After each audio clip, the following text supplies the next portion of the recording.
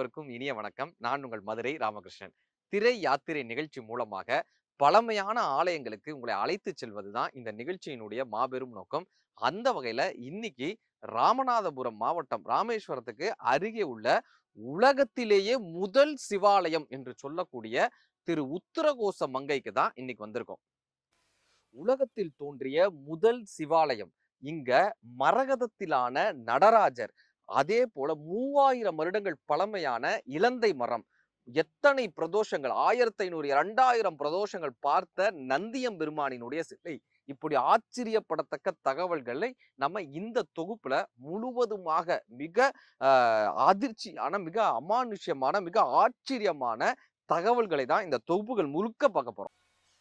ஆகம விதிகளுக்கெல்லாம் முற்பட்டு ஒரு பூஜை நடந்திருக்கிறது. காரண கர்ம விதி அப்படின்னு சொல்லக்கூடிய ஆகம விதி மாதிரி காரண கர்ம விதி என்று ஆதிசங்கரர் காலத்திற்கு முற்பட்ட ஒரு கோயிலாக இந்த சிவாலயம் இருந்திருக்கு.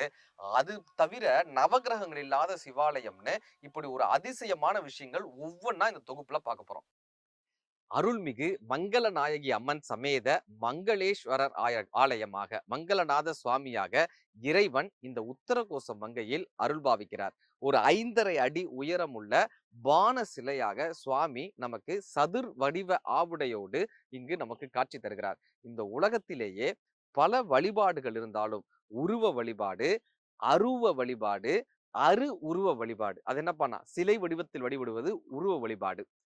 சிலை இல்லாமல் அருவ வழிபடத்தில் இறைவனே இல்லாமல் வெறும் அருவமாக இறைவனை இயற்கையாக வழிபடக்கூடிய முறை அருவ வழிபாடு. திருவாரூர் என்று சொல்லக்கூடிய அருவ வழிபாடு இருக்கக்கூடிய இடம் திரு ஆரூர். அருவ வழிபாடாக உருவமே இல்லாத வழிபாடு.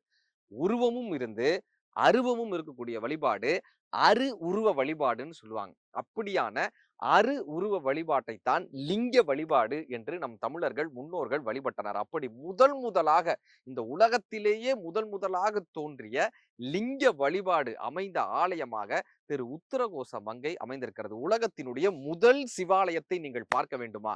உத்தரகோச மங்கை ராமேஸ்வரத்திற்கு அருகே இருக்கக்கூடிய உத்தரகோச மங்கையில் மங்களநாயகி அம்மன் சமேத மங்களநாத சுவாமியாக இறைவன் முதல் சிவபெருமானாக அல்லது முதல் லிங்க வடிவத்திலான வழிபாட்டு முறை அமைந்த இடமாக இந்த இடம் அமைந்திருக்கிறது. ஒரு காலத்தில் ராமேஸ்வரத்தில் இருந்த கடல் ராமநாதபுரம் மாவட்டம் இந்த உத்தரகோச மங்கை கோயிலுக்கு அருகே இருந்ததாகவும், இங்கிருந்த மக்கள் தான் முதல் சிவ வழிபாட்டை தொடங்கினர் என்றும், நெய்தல் நிலத்திலிருந்து இந்த வழிபாடு முறை தொடங்கியது என்றும் கூறப்படுது. இந்த கோயிலுக்குள்ள போகும்போதே நம்ம பார்க்க வேண்டிய முக்கியமான இடங்கள் 2 யாளிகள். அந்த யாழியினுடைய வாய்களில் 2 கற்பந்துகள் இருக்கும். இந்த கல் பந்துகளை நீங்க கையை விட்டு சுத்த முடியும். ஆனா அந்த கல் பந்தை வெளியே எடுக்க முடியாது.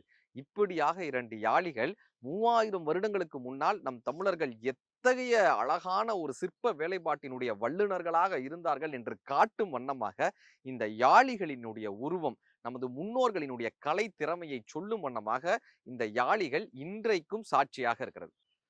பொதுவாக சிவாலயங்கள்ல ஆகம விதிப்படி பூஜைகள் செய்வாங்க. இங்க காரணாகம முறைப்படி இங்க பூஜைகள் நடக்கிறது. நவகிரக சன்னதிகளை இங்க பார்க்க முடியாது.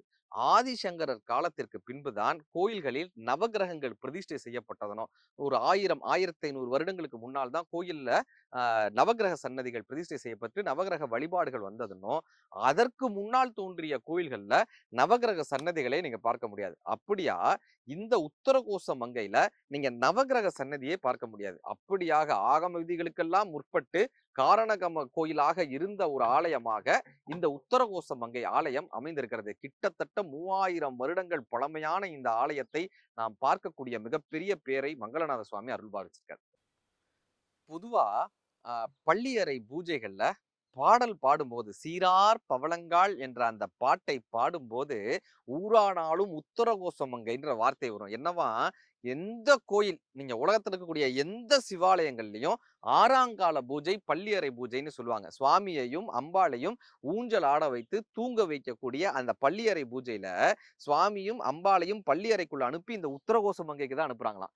எந்த ஊரில் சிவபெருமான் இருந்தாலும், எந்த நாட்டில் சிவபெருமான் இருந்தாலும், எந்த இடங்களில் சிவபெருமான் இருந்தாலும் அந்த சிவபெருமான் இரவில் துயில் கொள்ளக்கூடிய இடமாக, நிம்மதியாக உறங்கக்கூடிய இடமாக இந்த உத்தரகோசமங்கை இருக்கிறது என்று சிவபெருமான் உறங்கும் இடமாக, பள்ளி கொள்ளும் இடமாக இந்த உத்தரகோசமங்கை இருக்கிறது என்று மாணிக்க வாசகர் தன்னுடைய பாடல்ல திருவாசகத்துல தெரிவிக்கிறார். அப்படியாக இந்த சிவபெருமானினுடைய பள்ளியறை இருக்கக்கூடிய இடமாக, எந்த ஊரில் பள்ளியறை பாடல் பாடினாலும் அங்கு சிவபெருமானை உத்தரகோசமங்கைக்கே அனுப்பி அவர்கள் சந்தோஷப்படுகிறார்கள் என்று சொல்லும் வண்ணமாக சிவபெருமானும் அம்பாளும் பள்ளி கொள்ளும் இடமாக இந்த உத்தரகோசமங்கை அமைந்திருக்கிறது.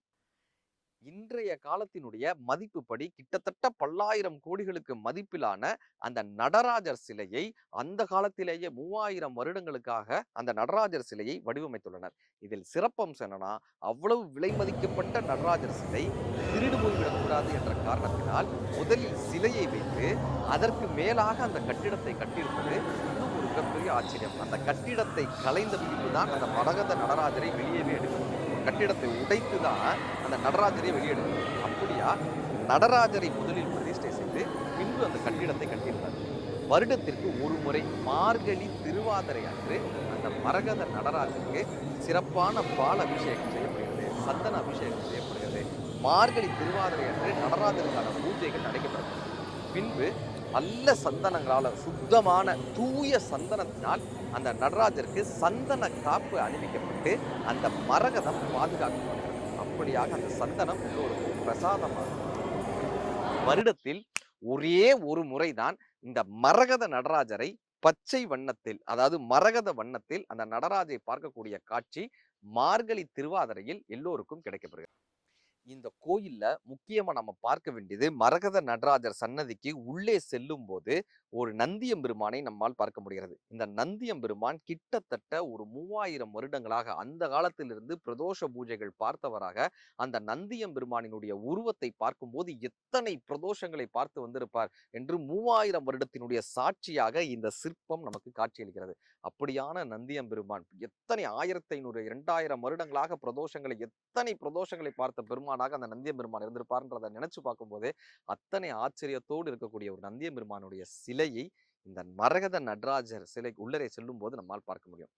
தினமும் இந்த மரகத நடராஜரினுடைய ஆலயத்தில் மரகத லிங்கம் வைத்து மதிய நேரத்தில் உச்சிக்கால பூஜையில் அந்த மரகத லிங்கத்தில் அன்ன அபிஷேகம் செய்யப்பட்டு அந்த அன்னத்தை எல்லோருக்கும் பிரசாதமாக இங்கு வழங்கக்கூடிய அந்த திருக்காட்சியும் நம்மால் பார்க்க முடிகிறது. அன்ன பிரசாதமும் இங்கு வழங்கப்படுகிறது. இந்த உத்தரகோசமங்கை ஆலயத்தில் நீங்கள் மிகவும் பிரசித்தி பெற்ற ஒரு விஷயமாக பார்க்க வேண்டியது இந்த ஆலயத்தினுடைய ஸ்தல விருட்சம். கிட்டத்தட்ட 3000 வருடங்கள், 3500 வருடங்கள் தாண்டியும் இன்றைக்கும் காலத்தினுடைய சாட்சியாக தனது கிளைகளை பரப்பி நிற்கக்கூடிய இலந்தை மரத்தை நீங்க இன்னைக்கும் பார்க்க முடியும். இலந்த மரத்தை நீங்க இன்னைக்கும் பார்க்க முடியும். அப்படியா 3000 வருடங்கள் பழமையான இலந்தை மரம், ஒரு 50 வருடங்கள் 60 வருடங்கள் பழமையான ஒரு மனிதனே இன்றைக்கு தொய்வடையும் போது, மனதளவில் உடலளவில் தொய்வடையும் போது 3000 வருடங்களாக தனது வேர்களை ஊன்றி விருட்சமாக நிற்கக்கூடிய அந்த இலந்தை மரத்தை இன்றைக்கும் நம்மால் பார்க்க முடியும். காலத்தினுடைய சின்னமாக அந்த இலந்தை மரத்துக்கு அடியில் ஒரு சித்தர் இன்றைக்கும் ஜீவ சமாதி நிலையில் இருக்கிறார் என்றும், சித்தரினுடைய பீடம் அந்த இலந்தை மரத்திற்கு அடியில் இருக்கிறது என்றும், அவரினுடைய பாதங்களாக அந்த திருப்பாதங்களை வைத்து வணங்கக்கூடிய காட்சியும் நம்மால் பார்க்க முடிகிறது. அந்த இலந்தை மரத்துக்கு அருகிலேயே சகஸ்ரலிங்கம் என்று 1000 லிங்க சொரூபமாக ஒரு லிங்கத்தை வடிவமைத்து சகஸ்ரலிங்கமாக அங்கு வழிபாடு செய்து வருகின்றனர். லிங்கத்திற்குள் லிங்கமாக, லிங்கத்திற்குள் லிங்கமாக, அதற்குள் ஒரு லிங்கமாக, அதற்குள் ஒரு லிங்கமாக இறைவன் சொல்கிறார் என்று சொல்லும் போது ஒவ்வொருவருக்குள்ளேயும் 1000 இறைவன் இருக்கிறார் என்று காட்டும் வண்ணமாக அந்த சகஸ்ரலிங்கம் வடிவமைக்கப்பட்டிருக்கிறது. 3000 வருடங்கள் பழமையான அந்த இலந்தை மரத்தை இந்த உத்தரகோசமங்கையில் மட்டுமே பார்க்க முடியும். அதே போல இந்த உத்தரகோசமங்கைக்கு அருகிலேயே எக்கக்குடி என்கிற கிராமத்தில் அருள்மிகு சூட்டுக்கோள் செல்லப்ப சுவாமிகளினுடைய ஜீவ சமாதியை பார்க்க முடியும். இங்கான ஒரு சித்தர் ஜீவ சமாதியாக இந்த உத்தரகோசமங்கைக்கு வந்த ஒரு அற்புதமான, இன்றைய காலகத்தில் ஒரு 100 வருடங்களுக்கு முன்னால் வாழ்ந்த மகானாக, இந்த ஊர் மக்களை காப்பாற்றிய இறைவனாக, இன்றைக்கும் நம்மால் உணரக்கூடிய தெய்வமாக அருள்மிகு செல்லப்ப சுவாமிகள் இங்கு ஜீவ சமாதியாக மதுரையில திருப்பரங்குன்றத்துல சூட்டுக்கோள் மாயாண்டி சுவாமிகள் அப்படின்றவருடைய சித்தரின் ஜீவ சமாதியை நம்ம பார்க்க முடியும். அந்த சித்தர் சூட்டுக்கோள் மாயாண்டி சுவாமிகள் சித்தரினுடைய குருவாக இருந்தவர் நமது சூட்டுக்கோள் செல்லப்ப சுவாமிகள். அந்த செல்லப்ப சுவாமிகளினுடைய ஜீவ சமாதியை இன்றைக்கு பார்க்க முடிகிறது. இங்க வந்து அமர்ந்தப்ப அவர்களுடைய முழு அருளையும் அல்லது அந்த சொரூபத்தையும் அந்த உணர்வையும் அந்த ஃப்ரீக்வன்சி சொல்றாங்கல்ல, அந்த வைப்ரேஷன், அந்த உணர்வை உணரக்கூடிய ஒரு தருணமாக, ஆன்மீகத்தினுடைய உச்சத்திற்கு செல்லக்கூடிய ஒரு தருணமாக இந்த தருணம் அவருடைய சன்னதியில் அமைந்திருந்தது. இந்த உத்தரகோச மங்கை மிகப்பெரிய ஒரு புனித தலமாக, மிகப்பெரிய சித்தர் பூமியாக, மிகப்பெரிய சிவ பூமியாக அமைந்திருக்கிறது. உங்களுக்கு ஆன்மீகத்தினுடைய ஆச்சரியத்தையும், அதே போல சிற்ப வேலைப்பாட்டினுடைய ஆச்சரியத்தையும், காலங்களினுடைய ஆச்சரியத்தையும், இன்றைக்கும் ஆன்மீகத்தை நம்பும் போது எந்த விஷயமும் அழியாது என்று காட்டக்கூடிய அந்த சுரூபத்தினுடைய ஆச்சரியத்தையும், 3000 வருடங்கள் பழமையான இலந்தை மரத்தினுடைய ஆச்சரியத்தையும், கிட்டத்தட்ட 20,000 30,000 பிரதோஷங்களை, லட்சக்கணக்கான பிரதோஷங்களை பார்த்திருந்த நந்தியம்பெருமானினுடைய சிலையின் ஆச்சரியத்தையும், மரகத நடராஜரினுடைய ஆச்சரியத்தையும், மரகத லிங்கத்தினுடைய ஆச்சரியத்தையும், இப்படியாக ஆச்சரியங்கள் நிறைந்த ஒரு பூமியாக இந்த உத்தரகோச மங்கை அமைந்திருக்கிறது. இந்த காணொளியை பார்த்து கொண்டிருக்கக்கூடிய பக்தர்கள் அனைவருமே இந்த ராமநாதபுரம் மாவட்டத்திற்கு அருகே இருக்கக்கூடிய இந்த உத்தரகோச மங்கைக்கு வந்து எல்லாம் வல்ல மங்களநாயகி அம்மன் சமேத மங்களநாத சுவாமியை தரிசனம் செய்து, அருள்மிகு சூட்டுக்கோள் செல்லப்ப சுவாமிகளையும் தரிசனம் செய்து, இந்த எக்கக்குடியில் அமைந்திருக்கக்கூடிய இந்த சித்தரினுடைய ஜீவ சமாதியும் தரிசனம் செய்து எல்லாம் வளமும் நலமும் பெற வேண்டும். வாழ்த்துக்கள்.